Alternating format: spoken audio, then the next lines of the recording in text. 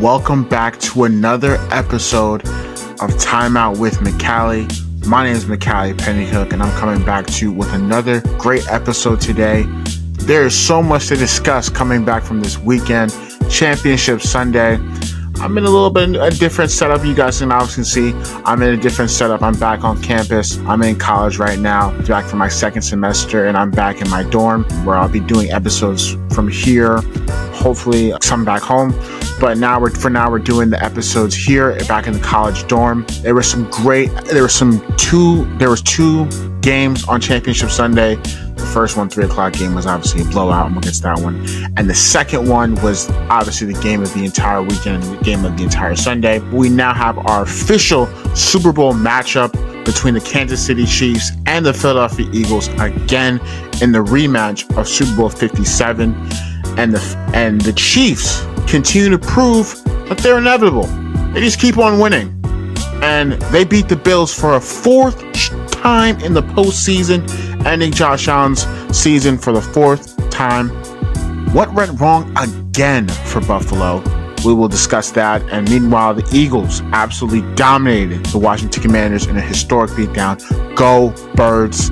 And I'll share my early Super Bowl thoughts on the game and dive into Scottie Pippen's wild comments on a podcast, making some wild statements about his former teammate and the NBA. And of course, stick around for my top 5 of the week. And we have a new top 5 subject of the week. It's chain restaurants. Let's dive in. Alrighty. The first game, really the most interesting game that I really want to talk about, is the AFC Championship game in 2025. The Chiefs beating the Buffalo Bills 32-29. It's just really tough for Buffalo, man. I'm starting to feel sick for this franchise. They've been through so much pain and enduring. They lost 4 straight Super Bowls in the 90s, and they lost 4 times to Patrick Mahomes in the postseason. It's starting to get sad for these guys. In this fan base, I'm starting to feel bad for Josh Allen. He's a phenomenal, elite, one of the best players in the game, if not the best player in the game. And, sometimes hard work, you put a lot of hard work in, and sometimes it just doesn't happen. I don't know what to say anymore. If I was a Bills fan, I wouldn't know what to say anymore. I thought I was coming on social media and I saw a great comparison to this. It's kind of like, for my NBA people, it's like when the Warriors had their dynasty, that one team that they always beat was the Rockets. If you remember James Harden, that Rockets team, James Harden, talented player, superstar player, MVP type of player in the regular season, comes into the postseason. His team's coming off of a fantastic year, and they just lose to the Warriors. It was inevitable. And the Bills season is starting to become clockwork. They win it. They beat the Chiefs in the regular season. They win a very easy division. And then they lose to the Chiefs in the postseason. It always happens.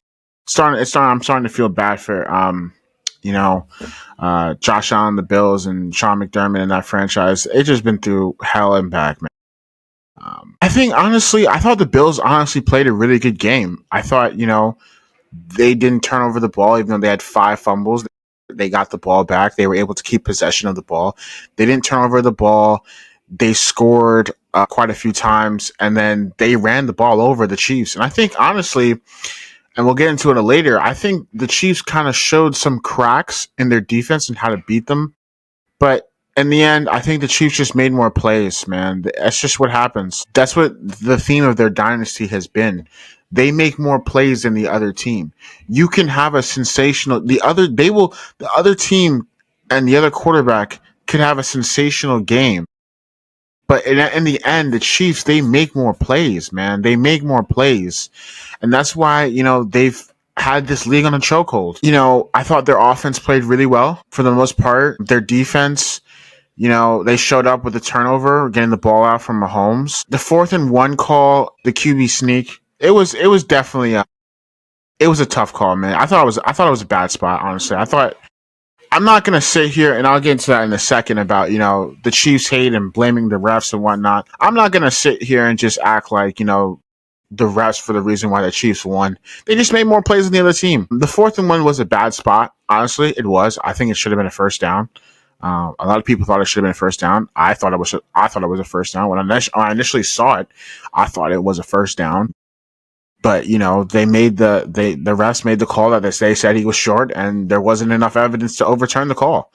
So in their minds, and in New Jersey's mind, and in the referee's eyes, they didn't see anything to clear cut evidence to overturn the call, and this is what happens. I don't know what to say for the Bills anymore, man. It's tough.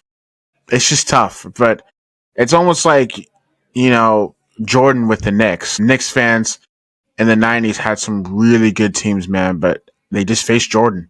Same with Karl Malone and the Jazz team. They just faced Jordan. Patrick Mahomes has honestly kind of limited some of these quarterbacks from winning Super Bowl championships. It makes that Joe Burrow AFC Championship win over Mahomes in Arrowhead a lot better. And a lot better. It may be the best win of this past era that he was the only quarterback to beat Patrick Mahomes in a playoff game. Other than obviously Tom Brady in the Super Bowl, but like in a real life playoff game with home field advantage, Joe Burrow is the only person to do it. And the Chiefs, they just do it again, man. They do it again. To all the people out there, hating on the Chiefs and, complaining and crying, talking about, oh, we're not going to watch the Super Bowl. Roger Goodell rigged this. Some guy on Twitter was like, they rigged this for the Chiefs and they wanted low Super Bowl views. That's so nonsense. I think, honestly, a lot of people in the sports world and the media world, not even just media, in the sports fans world, the sports eyes, I think sports gambling has ruined, the average fan's view of a sports game. Because once your parlay doesn't hit or something, and this and the others, the team obviously sucks or they're rigging the game. Like, no one's rigging a football game. Roger Goodell and the Chiefs aren't gonna, go down to Goodell's office and just say, oh, we have to rig the game. We have to rig the game so we can win this game and keep our dynasty alive. This is not happening. The reason why you lost is because they made more plays than you. They made more plays. How about on the 4th and 5 that the Bills play happened? Maybe tell the offensive line not to have a miscommunication and not look dazed and confused when it was an obviously blitzing play. Look, I'm not going to lie. The play call that Joe Brady called on that 4th and 5 was a great play call because Kincaid was wide open. Dalton Kincaid was wide open. I'm talking about like the Chiefs, they ran cover 0 and Kincaid was streaking down the field, not even down the field. He ran this little deep out route and he was open, man. If the Bills offensive line and they made better pass protection, communication, if the right guard didn't just simply let the defender go and not know what to do, and they maybe had a running back in the backfield to chip, maybe they would have won. So maybe that. How about the Chiefs are just better at executing football than the other team? That's the theme of their dynasty. They may not be more talented than the other football team, but what they do is they execute better than the other football team. You know what I'm saying? Like Kincaid and credit. Oh my God, I can't believe he dropped that pass. It was ridiculous. If you watch the play, Kincaid was wide open. He was expecting the ball to come towards the sidelines and turn up field. But you throw it up and pray something happens type of throw. That's not an easy catch. If you played football or you've played a sport, readjusting yourself is difficult. I'm not saying it can't be done. It's difficult. So it was more credit to the Chiefs for executing the play.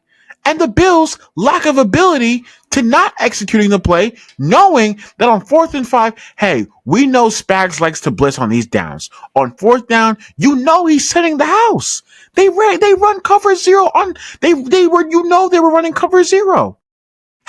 You have the running back and there should be a better execution play with the pass game scheme and the blocking. Don't sit there and complain. about the refs and him not being able to catch it. So I just think that, when teams have dynasties, this is what happens. This is typically the cycle of what a dynasty can. Because I remember I used to grow up hating the Patriots. I hated them. I hated how they kept winning. I hated how Tom Brady would always cook your favorite team and beat them in the postseason on some game winning drive. I hated it, and there was nothing you could do about it. I hated it. But it just comes down to execution, man. But like I said, this is what happens with dynasties. When they keep on winning, the average fan's mind likes like, oh, they just keep on winning. We want to see somebody fresh and new. That's why a lot of people wanted the Lions in there, or they wanted the Bills in the Super Bowl, or they wanted the Commanders in the Super Bowl, because these teams have like never won a Super Bowl. So they want somebody fresh and new in there, and they want somebody, that's never had a chance of winning a Super Bowl before. Now they want them to have an opportunity, other than seeing a team that's won it consistently over time and time again. That's why you see so many people hating the Chiefs. Oh, I don't want to see a three-peat. Oh, I'm not watching a Super Bowl, which blows my mind. You're obviously going to be watching the Super Bowl. What are you going to be doing? Watching the Puppy Bowl? Are you going to be sitting on your couch watching like movies and whatnot on the Super Bowl? That's ridiculous. When the Patriots made all those Super Bowls, and I absolutely hated them for winning all those Super Bowls, guess what I was still doing? I was still watching those Super Bowls. Hate watching. So don't sit there and act like and tell me that you're not going to be able to you're not going to watch the Super Bowl. That's ridiculous to me. Like I said before, I just this is what happens with dynasties. People get tired and tired. It's just fatigue. It's dynasty fatigue. They want to see somebody new in there. But you also have to respect it. You have to be able to respect it. Patrick Mahomes is, dude, if he three-peats, I think he might be the greatest ever. 5 Super Bowl appearances, a three-peat, it's never been done in NFL history. Never been done. But I still have some more thoughts on them, by the way. But once again, they just made more execution plays. I actually thought if the Bills got that 4th and 1 and they converted and they scored, the Chiefs probably would have been in trouble, but it didn't happen. They only had to play like one real hard game to get to the Super Bowl, honestly, and they won 15 and 1. So, this is tough. But it's tough. But the Chiefs, they do it again. They continue to do it again, and they're going to be in the Super Bowl again. They're going to bring their best. Obviously, we know that. We know Patrick Mahomes is going to show up, obviously, and he's going to does what he do. He always does what he's do. Is winning, and winning is all that matters, man. That's why these guys like Josh Allen and Lamar Jackson, they have good regular season performances, and people rave about their regular season. But when it comes to the postseason, they can never be 15. They can never beat them. Moving on to the next game. Go Birds. Fly, Eagles, fly on the road to victory. Fly, Eagles, fly. Score a touchdown 1, 2, 3. Hit them low, hit them high, and watch our Eagles fly. Fly, Eagles, fly. We absolutely smacked down the Commanders 55-23. It was a beatdown. I mean, it was really never close to be even start with. I mean, a little bit in the first quarter. I think after the 4th down and 5 play, I think the game was over after that. The Commanders had no chance of winning. They had a 16-play drive, and they converted like 2 4th downs in the red zone. And once they got to 4th and like 3 or 2, they kicked a field goal. I was like, what are you doing? Why are you kicking a field goal? After all those conversions, you went for a field goal? I mean, that was pretty stupid and conservative. But hey, as a fan, please, by any means. Saquon on the first play, 60-yard touchdown. The Eagles had over 7 rushing touchdowns. It's a funny stat. The Eagles had more rushing touchdowns in this game than the Cowboys did all season. So the Cowboys are going to watch us go to another Super Bowl, showing that their incompetent franchise and organization is pretty stupid for hiring their offensive coordinator after letting their head coach go. So, hey, once again, the Cowboys are an idiot franchise. But we showcased our dominant ground game once again. I think the Eagles, they're showing that we have their recipe is they have an explosive run game and an efficient. They have explosive run game and an efficient passing game with an elite defense. That's how they've gone here. Their explosion is obviously through the run game because their run game is pretty unstoppable, man. And then Jalen was super efficient in the passing game yesterday. I thought honestly that was his best performance in terms of passing all season.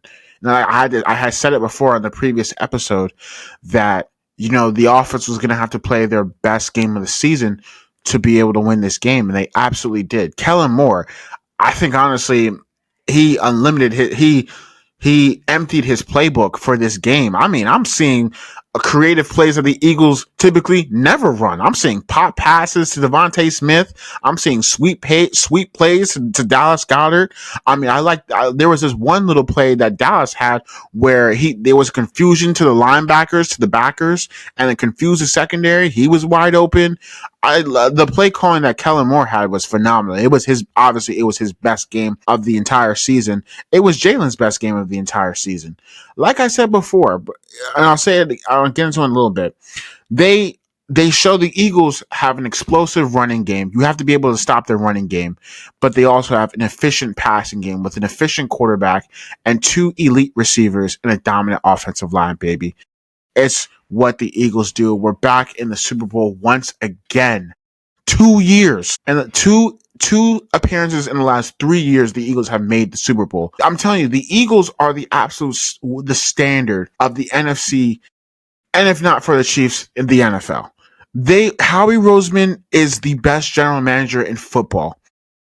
He deserves a Super Bowl, man. I hope they can finish it and win it because this was honestly his best offseason in his career as a GM.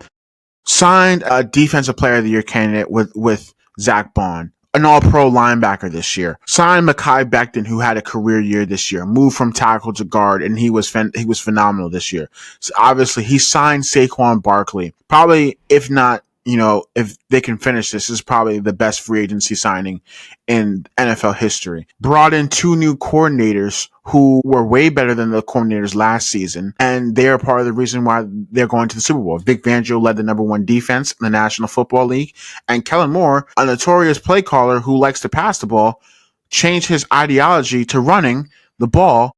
And look what happened. Drafted Quinyon Mitchell and Cooper DeJean on a championship-led defense, and they're only rookies as defensive backs. Rookies, young corners leading a championship football defense, and they're DBs. That's insanely difficult, man. Rebuilt the entire defense in 2 seasons. The defense is young, mixed with some veterans who've been there before, so they have some championship experience. And the team is constructed with some young guys and some veterans who've been there before. It's a beautiful built roster, man. The Eagles are a first-class organization. I really hope that they can finish this job, man. But the Commanders, they talk. They talked a big game when they beat us in December. I was saying it all from before. They beat us without our quarterback. If they they talk so much trash on Twitter when they beat us on a last-second touchdown against Kenny Pickett.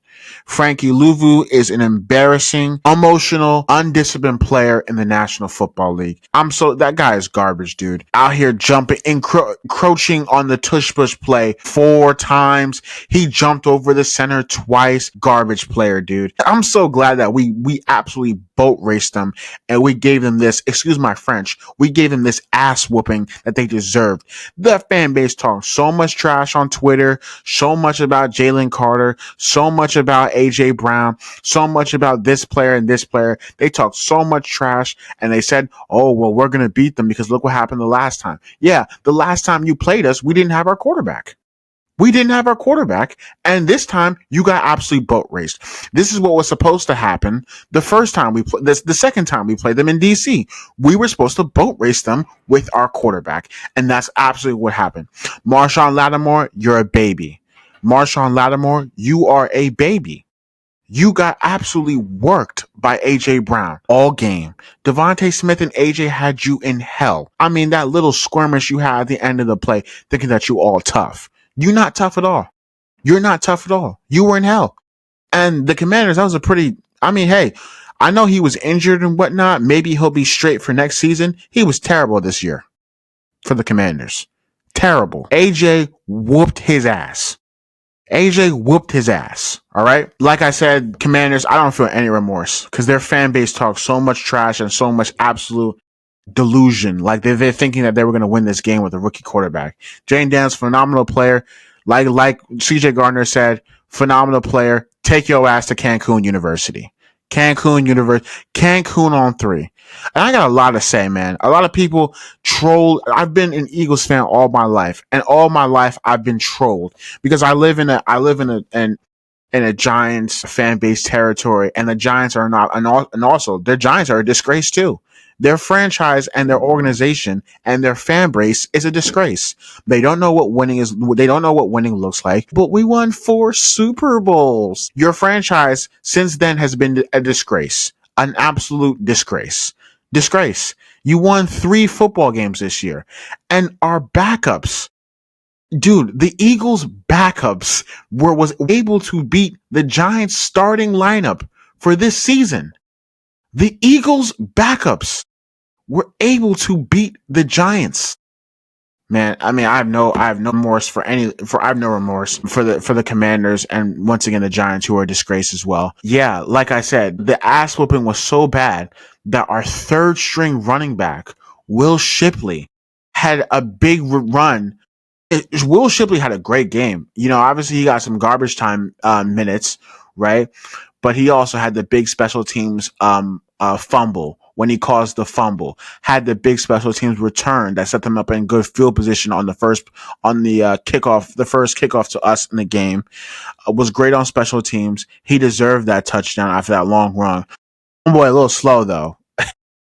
Homeboy a little slow. We gotta work on that speed. That should have been a touchdown, but it was great to see him score that touchdown. It was great to see Saquon, celebrate with him as well, because he's a rookie and whatnot. He deserved his first touchdown. It was so bad that our third string rookie running back was whooping ass on you. That's all I have to say. That's all you have to say. It was so bad. Our third string rookie running back was on. He was also on Good Morning America the next day. That's how good and that's how bad it was, Commanders. Our third string running back was on Good Morning America getting interviews about the game. Homeboy only played 1 quarter. Oh my God, man. I have 55 points, man. The Eagles gave him a 55 points, a 50 piece, 30 drums, 20 flats, buffalo sauce from Bruno's on a Friday night. That was it, man. That was it. Talk about these Commanders fans talking about, we weren't even supposed to be here. Yeah, and it showed. 50 points, the most ever in an NFC Championship game. It showed that you didn't belong here. Overachievers. Man, I don't feel any remorse for those Commanders fans after they talked and beat us, man. I had no remorse. No remorse. But another segment I'm talking about, Jalen Hurts absolutely deserves the respect in the National Football League. I had to hear a lot of people talk about how my quarterback wasn't good enough and he was the weak link of this Eagles team. A lot of people said in the national media and everywhere, Jalen Hurts is the weak link. He's the reason why the Eagles aren't going to make the Super Bowl or isn't going to be able to be in this position. Did it show like that? Yes, on Sunday. He absolutely cooked and diced that Commanders defense with his arms and his legs. He had 4 touchdowns, 3 on the ground, 2 touch pushes, 1 without being touched, and had a touchdown pass. Over 260 yards. And they can finally shut up about, oh, well, he only throws for 140 yards in the postseason. Well, he's had a game over 100 plus passing yards. 200 plus passing yards. What are you going to say now? The passing game looked phenomenal. He said, I'm glad he was able to take me out my Nick Sirianni. He's taking him out a straight jacket. And that doesn't mean like he's taking a shot at Nick Sirianni. He's saying that, I could do this. I can absolutely do this. I just like winning in different ways. I can win in different ways, baby. But he's basically saying like, I could throw the rock on y'all. I could dice a defense up with my arm. Come on. Jalen Hurts In his last 3 seasons of being an Eagles starter, two-time NFC champion, two-time Pro Bowler, one-time All Pro, 120 total touchdowns, second among quarterbacks, 51 rushing touchdowns, the most by any player, has the most rushing touchdowns by a quarterback in the playoffs, 42 wins, the first quarterback in 33 years to reach a Super Bowl after losing their first Super Bowl. He was the highest graded player in the entire conference championship round this past Sunday. He was the best player in the conference championships game, both games. He was the best player. He also broke a curse. I know I mentioned this stat before. Previous 19 quarterbacks to lose their Super Bowl debut as a starter never made it back. Jalen Hurts in the past 20 years broke that. He lost in 2022, and there's been a lot of good quarterbacks who have made the Super Bowl, had phenomenal seasons, and they've never made it back. Jalen Hurts went back. He is the only quarterback, other than Patrick Mahomes, in this era that can say they've been to multiple Super Bowls. Only era, man. He deserves the absolute respect. I think he's a top 5 quarterback in this game. Oh, what? He's a top 5 quarterback? How? Well, all the other quarterbacks below him have never been in this position before, and he has multiple times. He's a winner. That's his elite trait, that he wins. He shows that he makes winning plays and that he wins in an elite fashion, an elite way that no other quarterback can. Jordan Love's not a winner. CJ Stroud's not a winner yet. Lamar Jackson is not a winner. I'm giving Josh Allen a pass. I'm not saying he's better than Josh Allen and Lamar Jackson. Josh Allen, I give him an exception because he's just played Patrick Mahomes. Lamar Jackson's not a winner in my opinion. What has Lamar Jackson won in the postseason? Absolutely nothing. Dak Prescott is not a winner. Brock Purdy is not a winner. These quarterbacks below him, in my opinion, are not winners. I had to hear people tell me that Baker Mayfield was better than Jalen Hurts. Baker Mayfield didn't beat the Commanders. He fumbled. He fumbled the ball and was one of the reasons why they lost the game. Jalen Hurts put up 55 points. Actually put up 48 points. If you don't want to count the garbage time touchdown. Jalen Hurts put up 48 points against the Commanders. Jared Goff, not a winner. Scheme quarterback. The way how people talk about Jalen Hurts is what Jared Goff is. Jared Goff is a scheme quarterback and a system quarterback. The guy needs to have good players around him, a good scheme around him. Let's see what he does without Ben Johnson. Let's see what he does. He needs to have a good play caller and have a good scheme and have good players around him. Because you saw he cannot elevate a team. Jalen Hurts can elevate a football team. He can absolutely elevate a football team. He's shown it many times. Jared Goff cannot elevate a football team. That's why I don't think the Lions will ever win a Super Bowl with him. Because he cannot elevate a football team. And when things turn left, he folds. He fumbles. Just like he did against the Commanders. Jared Goff is not a winner. Doesn't elevate a team. Can't elevate a team at all. And that's what elite quarterbacks and franchise quarterbacks can do. They can elevate a team when times get dark and when times get tough. They're able to elevate their teams in big games. Jared Goff has never been able to do that. That's why he's never been to the Super Bowl more than once. And that's why he lost the game against the Commanders. Because he was absolutely terrible and he couldn't elevate his team. Jalen Hurts is a winner. He does those things. I had to hear people tell me nonstop about how Jalen Hurts isn't that good. Even my own friend, Jalen Hurts is not a top 10 quarterback. Baker Mayfield is better than him. Jordan Love is better than him. Jared Goff is better than him. Geno Smith is better than him. He's not a top 5 quarterback in the NFC.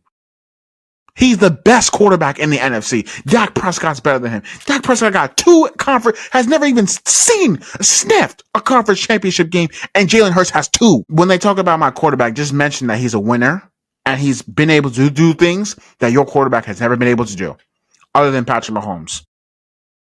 I can't wait for the Super Bowl, man. I really do. I'm really hoping the Eagles can win. I think they can win because Jalen deserves this, and the Eagles team deserves this. So, and same thing with my coach. Nick Sirianni. People wanted him fired after last season. And I was one of the few people that said, after the collapse last season, said, you know what? I know Nick isn't a favorable guy because, he talks a lot and he's not a fan favorite. He kind of embodies that little bit of that villain role. That, you know what? Just give him another season. Give him another season because he had two really bad coordinators. His scheme was garbage and his defense was horrible. And his quarterback was masking all of that by making clutch winning plays all season. So I said, you know what? Let's see what he does next year and how he does next year and what they're able to do in the offseason. I said, okay, let's give him the season. When they started 2-2, I said, yeah, it might be bleak for him. It's time to move on. 2-2, and how they were losing those games, how Jalen was turning over the ball, and the Falcons game was a disaster, a collapse, and the Bucks game, well, we weren't really healthy, and we got boat raced. And I said, I still gave him patience. I said, you know what? We didn't play a healthy game against the Buccaneers. We weren't very healthy. We were missing AJ, we were missing Devontae, we were missing a bunch of players on both sides. I said, let's see what they do after the bye week. Get some guys back. And that bye week was so crucial because him and Jalen came in, they sat together, they worked together, say, how can we turn this thing around and get this thing going? And whatever they said in that bye week, man, whatever they said, it clearly worked because they went on a 14-1 run. Or maybe 14-1, 15 one of those. I'll show the record. 15-1 after the bye week, and Jalen didn't lose a game since that bye week. Since that game, he started the Buccaneers game, but he didn't finish it. 15, dude. They wanted him fired, and he said, "You know what? Many men, man. You know what? I'm just going to go out here and just do my thing." And he did, he deserves his flowers for his leadership qualities. And you see the players are bought into his culture. You see the players, you saw CJ Gardner-Johnson hugging him on the sidelines and you see and him talking to Nakobe Dean on FaceTime. You see that his players love playing for him. You see that these players are coming to defend him. When it doesn't really matter, sometimes as being a scheme coach, because you're able to, build the X's and O's and whatnot, and that's great. But when you have players bought into your system and they're willing to die for you, like you see what Jordan Mailata is saying, like I'll do anything for Nick Sirianni. And you see Kelsey, even who's not playing anymore, coming into defense for Nick Sirianni, talking about his team meetings were some of the best team meetings that he's ever been a part of. It's about culture. It's all about culture sometimes. And Nick Sirianni has established a winning culture in Philadelphia. I wouldn't want any other coach to be the coach of the Eagles right now. I'm telling you right now, there's not a single coach in this league that I would want on my football team other than Nick Sirianni. Because you know what he's established? A winning culture. Since he's been the Eagles coach, he's made the playoffs every single season. He's made 2 conference championships, won both of them, and has been to 2 Super Bowls. Not many other, well, actually, that's a lie, but I mean, I was about to say, but he's been to 2 Super Bowls and he's been to the playoffs 4 straight seasons. Not many other people can say that about their coach, except for Andy Reid or Mike Tomlin or Bill. You know what I'm saying? I wouldn't want any other coach because he's established a winning culture in this franchise. Same with Howie Roseman. They've established a winning culture in this building and in that facility and in that franchise. You're seeing guys like Cam Jurgens and Landon Dickerson laying their bodies on the line for that win. We had 2 centers. Landon Dickerson getting hurt, still in the game, fighting, sacrificing their body on the line. Darius Slay, he deserves a Super Bowl. Jalen Hurts deserves a Super Bowl. Smitty deserves a Super Bowl. AJ, especially with AJ and AJ and Jalen, how all the turmoil that I had to go through in the season, talking about they don't have a friendship. AJ Brown saying that Jalen Hurts isn't good, and they don't like each other anymore, and then all of that, and then you see them both dancing after Jalen's touchdown. It's just like I called it. Called the episode. I said I can't wait for when the Eagles shut everybody up and have the chance to win a Super Bowl. When they just do this. Because a lot of people, said Nick Sirianni's a clown. He's not a good coach. He's a clown behavior, this, that, and the other. Oh well, Nick Sirianni beats your favorite team. He beat your favorite team. Oh well. Clown coach on his way to his second Super Bowl in 2 years. Winning cultures matter. Having a coach that establishes a winning culture matters. That's why some of these coaches who deliver X's and O's get fired. They get fired because they don't have a winning culture. That's why I'm a little bit skeptical of guys like Liam Cohen as a Jacksonville Jaguars coach, because it looks like he doesn't know what the hell he's doing. As a coach that can establish a culture in the Jaguars locker room. A guy like Aaron Glenn for the Jets, he looked like he about to establish a great culture for the Jets. It's all about getting your players to be bought in. Once your players are bought in, man, that's what matters. That's what matters in the NFL. That's what matters in a team sport. When your coach believes in you and they're willing to die die for you and defend you. You saw Nick Sirianni coming to defending Jalen Hurts, talking about don't doubt him. He's a winner. That's all he does. He wins. Talking in his post game speech about how Jalen with people criticizing him because he has a good team and this, that, and the other. That's such a diminished, and he thinks it's crazy. That's what matters, man. You want your coach talking to you about like that. That's what you want. But it was it's just another great year for my Birds. I'm so excited to be for this position in the Super Bowl. And one more point, I want Saquon to get the Super Bowl too. All the turmoil he went with the Giants and how they wasted his generational talent, because he really is a generational talent. This season, in my opinion, I think if they can finish the job, regardless or not, I thought he had the greatest season a running back has ever had. Ever. Let me say that again.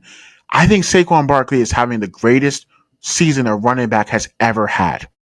And he could have broken that record on that Week 18 game. But once again, Nick Sirianni saying, you know what? Let's rest him. Because if we rest him, we have a chance to do something special. And each of the 3 games, Saquon Barkley has done something special in this playoff run. You really think now Saquon cares about the record now? I said this weeks ago. I said, what would you rather have? A Super Bowl that immortalized your name in history, or a record that could be broken? And Saquon will forever be immortalized with that run he had in the snow against the Rams. The NFL Films that video with the classic NFL music, that was in chills. You think he now cares about a record? He cares about getting a ring. All the turmoil he went for the Giants for wasting that talent, man. Generational talent. Saquon Barkley is a generational running back, man. Generational. Every time he touches the ball, it looks like he'd go to the house. And what happened on the first play? I'm sorry. I had a lot of emotions after the game. I had to give myself a little, 48 hour break to, record this, because I was so emotional after the game. Not like teary eyes, but I was talking to everybody. I was doing some trolling. I was on Twitter. I recorded myself. I was unhinged. I just had to give myself a little break because, I was definitely feeling the highs of the moment. But we're moving on to, the next segment and my early Super Bowl thoughts. It is the rematch of Super Bowl 57. The Chiefs and the Eagles. It's pretty much kind of like the same game, kind of. The Chiefs are going to be playing in their road jerseys and the Eagles will be playing in their home jerseys. But it's not the same team with the Eagles. I think this Eagles team is a lot better than they were 2 years ago, because they honestly, their defense 2 years ago kind of gave a really bad effort in the Super Bowl 2 years ago. Not even, they were really bad in the Super Bowl 2 years ago. The defense got carved. They had older players, veteran players, and they weren't good enough to stop Mahomes. Mahomes carved up the defense. The scheme wasn't working, and they just didn't have the personnel to beat Patrick Mahomes in that Super Bowl 2 years ago. This year, I think they do. This year, they're younger on the defense. They have a better play caller. And, I saw a little, tweet saying, oh, Vic Fangio's, 0-8 against Patrick Mahomes and whatnot. Vic Fangio's never had an offense like this with the Eagles before. So maybe it was the offense not scoring enough points to beat Patrick Mahomes. And I saw something where, Vic Fangio kind of shut down the Chiefs last season in Germany. And there was someone I saw on Twitter like, oh, well, the postseason, though, Mahomes had a really good game. Yeah, it's because the Dolphins' edge rushers were Melvin Ingram and Justin Houston. The defense was absolutely a dead man walking. Their whole team was bruised and battered and injured. The whole defense was injured. So you can't really, give him that. But Fangio has seen Mahomes and Andy Reid a lot. And that's also a good thing, he's seen, also same with the Chiefs. They've seen Fangio and his defense a lot, and Fangio has seen Mahomes and his offense a lot. So they have some tendencies that they both have tendencies that they know of. Fangio knows a lot of Mahomes and potentially Andy Reid's tendencies. And plus, we have a younger defense with some vets and some guys who've been there. Slay, Sweat, and CJ, and Reed, and Jordan Davis. And then we have some younger guys like Jalen Carter, who's having a phenomenal season. Same with Nolan Smith, who's having the best season a Eagles pass rusher has ever had in the postseason. And it's year 2, by the way. 4 sacks, the most ever in the postseason by an Eagles player. Zach Bond, who was an all-pro. Zach Bond, who was an all-pro linebacker. We have an all-pro linebacker. And Oren Burks, who honestly has played phenomenal in his job for stepping in for Nakobe Dean. He had an 82 PFF grade, and he had a big-time forced fumble against Austin Eckler. So he's going to be his mind is going to be motivated as well, because he played against the Chiefs last season, stepping in for Dre Greenlaw, and he didn't play very well, but he's going to be motivated as well. This defense is violent, man. They're violent. They can get after you in the pass rush, and they create turnovers. They create a lot of turnovers, man, and they preach that. Nick preaches that. He says we want to take away the ball. We want to win the turnover battle by taking away the ball. And they practice a lot of punching the football out, and they practice a lot of tendencies when the players fumble the ball. They practice a lot. So, it's about turnover battle as well. So the turnover battle is going to be very important in this game. We lost the turnover battle last time. I think this is going to be a totally different game because the Eagles' defense is way better. What we didn't have in the last Super Bowl, we have 2-6. We have 2-6. The Eagles' run game last time we played the Chiefs was non-existent. It was literally Jalen Hurts. It was non-existent. Miles Sanders was terrible in that Super Bowl. He was awful. He almost had another fumble that was luckily called back. But the run game was non-existent. Spags took away our run game. But this time, it'll be very difficult to take away our run game because we have 2-6. We have 2-6. And we have our run game scheme that they're going to be motivated to play against this game because they know that the run game last time was terrible. They were terrible in the run game last time. And we're going to be able to play a more complimentary football game now, because the last Super Bowl we had to rely on Jalen playing like Superman for us to even have a chance at winning the game. Which is crazy. We had to rely on our quarterback to be able to be Superman to beat the Chiefs, and that's how the Chiefs get you. Your quarterback can play Superman, but they make more plays at the end. So the Eagles, if they want to win this game, they're going to have to play complimentary football. They're going to have to be able to, stop Mahomes, stop the run, and, have long drives, keep their offense off the field, tire their defense out with the run game. Because I saw a few cracks in that Chiefs defense. They were not able to stop the run against James Cook. And that Bills run scheme was really good this season. They were not able to stop James Cook. And with our run game scheme, you can run the ball and you can tire out their defense. You have a chance at winning the game. And if your defense can be rested and have them stay off the field and keep Mahomes off the field, man, that's a recipe for beating the Chiefs. It's gonna early downs on defense is also gonna win the game. Is gonna be able to be the factor in winning the game against the Chiefs. For the Chiefs, if they want to win this game, God knows, please that doesn't happen. I think the Chiefs are gonna have to run the ball very well against the Eagles. They're gonna have to be able to run the ball very well against the Eagles. They're gonna have to be able to tire out the Eagles defense, and once their pass rush is neutralized and they're going to be able to dice you. So, Travis Kelce has to have a big game, and their defense is going to have to be able to, I wouldn't necessarily shut down Saquon. Maybe, I guess, slow him down, and maybe you can, blitz Jalen, I guess. But on the flip side with that, you have to, for the Eagles, if they also want to win the passing game, they're going to have to be able to stop the blitz, because the Chiefs run a lot of cover zero when they blitz, and they run a lot of man.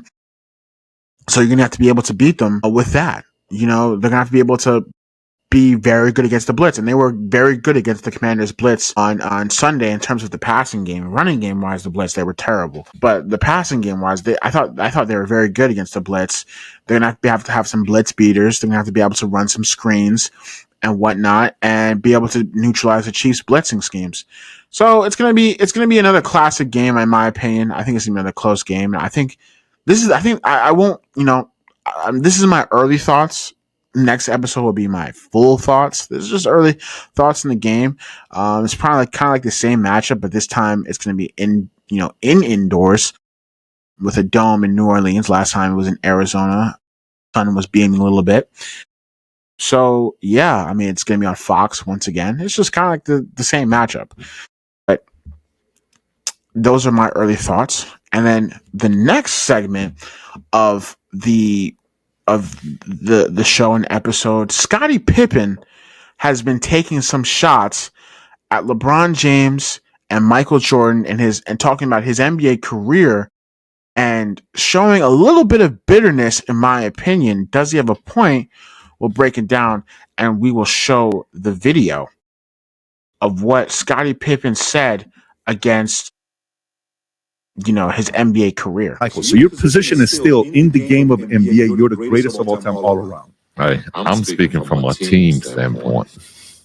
Would you put yourself ahead of LeBron? Team standpoint. Would you put yourself ahead of LeBron as a team standpoint? My success as a team is more successful than LeBron. I got 6 rings. Okay, so then if I talk to an NBA owner, by the way, this is very helpful because realize this is very helpful because for me as a fan, I followed this. So if I speak from an NBA standpoint, owner, and I want to find an all-around player to be my number one, you think the average owner is going to pick you or LeBron? I don't know. Got it. Okay. So that... You want individual accolades or you want championships? Because I didn't chase mine. Okay. And that's an argument that LeBron went to Miami. He went back to Cleveland to win with Kyrie, and then he went back to LA to win with Anthony Davis. All are, So that was once again Scottie Pippen, on a podcast talking about, his career and where he stands and what about the GOAT debate. And honestly, I'm a bit disgusted with Scottie Pippen, honestly. The fact that he can even mention his name in a sentence with LeBron James and Michael Jordan is absolutely just ridiculous to me. You can have confidence as a player. Scottie Pippen is one of the best players of all time. He deserves his flowers. He was a part of a dynasty. He's one of the greatest number twos of all time. He's a part of one of the greatest duos of all time in sports. But to sit there and say that if an NBA general manager would either choose you or LeBron James, and they're saying they would choose you because you had individual accolades and championships, is utterly ridiculous. Because Scottie Pippen fails to realize, dude, when Michael Jordan left, and a lot of people say, well, Michael Jordan couldn't do it without Scottie Pippen, whatnot. Well, when Michael Jordan had his early retirement, his first retirement, when he stepped away, there was a moment in the playoff game where you, Scottie Pippen, were the best player on the team, and you were in a late game situation against the Knicks where they were running a play, right? And they drew up a play for you. I'm blanking his name. They drew a play for you. Not play for you. They drew up a play for the game-winning shot. Phil Jackson drew up a play for the game-winning shot for Tony Kukoc. And because Tony Kukoc at the time was as a player was a better shooter than you and a better scorer than you. And you got bitter. You said, I'm out. They were like, Scottie, are you in this play? I'm out. You quit on your team. You quit on your team. So, Scottie Pippen, you are a bitter man. You are a bitter man. There is some point in your life where you got really bitter. You don't want to admit that all these players have had more success than you. Yeah, you won 6 championships. Congratulations. You weren't the best player on the team, buddy. To sit there and bash Michael Jordan for the past 5 to how many years you've been doing it? It's just nonsense to me. It's just empty words. Because nobody believes you. Nobody can sit there and believe you saying Michael Jordan was a horrible player and he was a horrible teammate. Dude, the man won 6 championships. Before you got there, he was scoring like 40 points a game. And don't sit there and try and disrespect LeBron James too. You're not even worth half of the career LeBron James has had. Not even worth half. If an NBA GM said LeBron James or Scottie Pippen, I think a monkey or an animal or a pet or a person that doesn't even know basketball or even sports would pick LeBron James on their team over you. I would rather have a lot of players to start my NBA team other than you.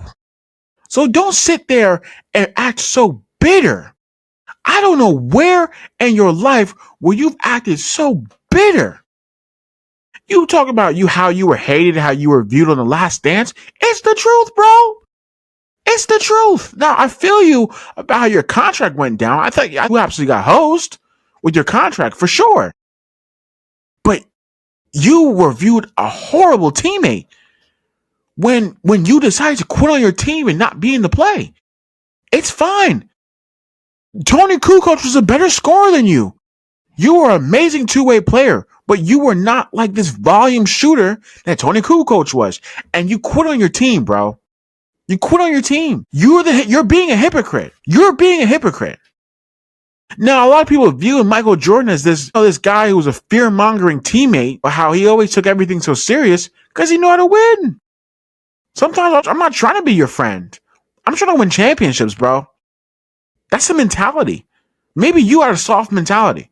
Maybe all you cared about was being this hoorah guy who wanted to be loved by this person. MJ, like, bro, I don't care if we're friends or not. I'm trying to win. Respect to that. You are a bitter man. You're just a bitter man. What are you taking shots at LeBron for? Talking about individual accolades like 6 championships. You're not even worth a quarter of the player LeBron James is. You weren't even every LeBron James championship that he's been on, he was the best player. You have never been the best player on any team of your career. Not one. You're a bitter man. Scottie Pippen. Bitter man. Moving on to the final segment of the show, of the episode.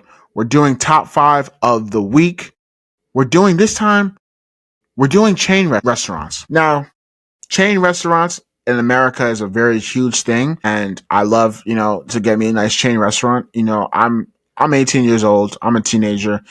There hasn't been a time in my life where I've been to one of these restaurants, without my friends.